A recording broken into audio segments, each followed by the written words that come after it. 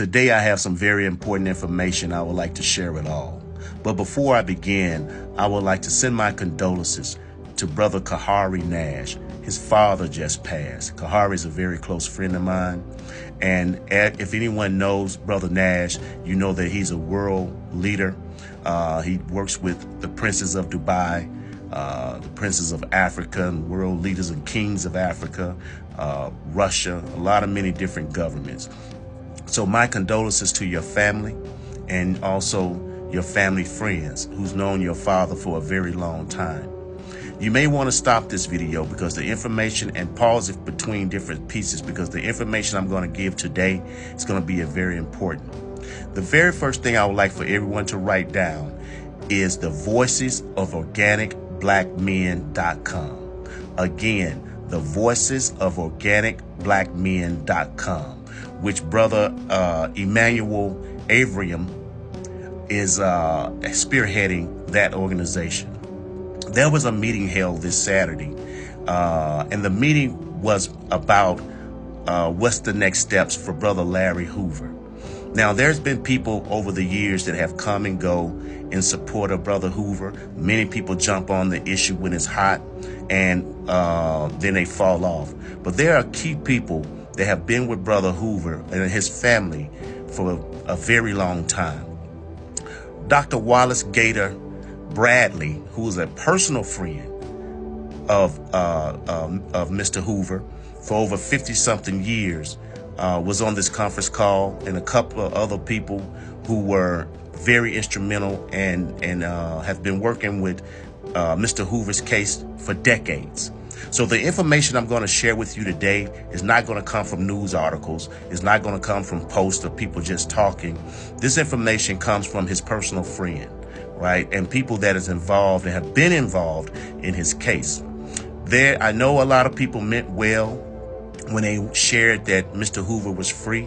They didn't mean any harm. You know, they just wanted to get the information out. Everybody's happy and everyone is joyous. And that's a great thing. But that was just the first step. We want to thank President Trump. We can't go any further. We got to thank President Trump for creating the first step with commuting Mr. Hoover and allowing the process to go back to the state, which is the state of Illinois. I want to read something to you that is very important, a communication that was sent out today. And there again, this communication comes from the Voices of Organic Black Men. And it reads, as we continue to unite in this sacred and strategic effort to secure the full release of Larry Hoover, we write to provide clarity and direction regarding the complex legal reality surrounding his current incarceration status.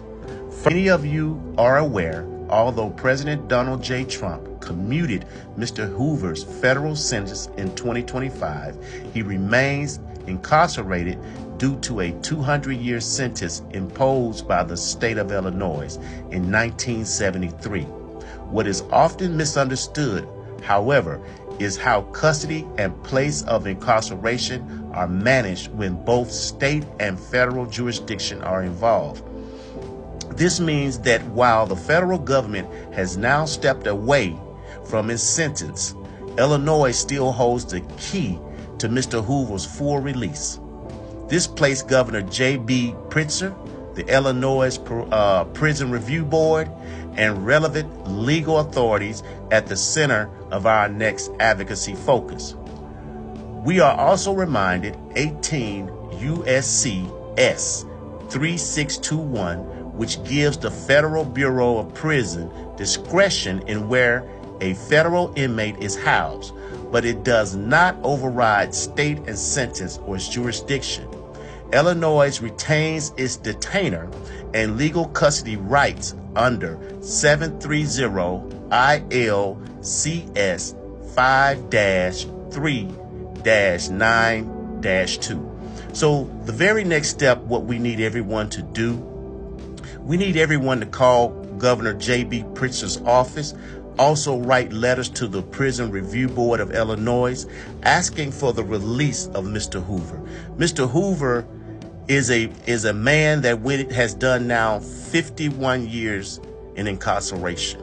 If we are serious about controlling crime on the streets and cleaning up our neighborhood, Mr. Larry Hoover is very instrumental in that process. His wife and his children and his grandchildren have the right to spend their last days with Mr. Hoover. Mr. Hoover has been a man that has changed. You know, if you go to prison and you do 50 years in solitary confinement, you're not the same man that you was when you first went in. Mr. Hoover has changed a lot of people's lives from behind the bars. So just imagine what he would do when he came to the streets. We support Mr. Hoover's release, and there again, we ask everyone, please write the Parole Board of Illinois asking for Mr. Hoover's freedom so that he can spend time with his grandchildren in his last days, so he can spend time with his wife, his son, his family, his children can hold him once again. It's only right and it's only fair. Like I say, this is a national effort from coast to coast. We had Brother Daoud from LA on the call, Brother Coulter from New York on the call, Dr. Kairi from LA on the call, Julia Scott on the call, Brother Solomon Ismail on the call, Brother Muhammad, who is the senior chief editor of the Final Call with the Nation of Islam. There were so many brothers coast to coast on this line. Everyone from LA to New York was on that call. So please write the Parole Board of Illinois asking for the release of Mr. Hoover. Call Governor Pritzker's office. Let him know that we are serious about stopping the crime in our neighborhood, and he's a very instrumental tool to make that happen.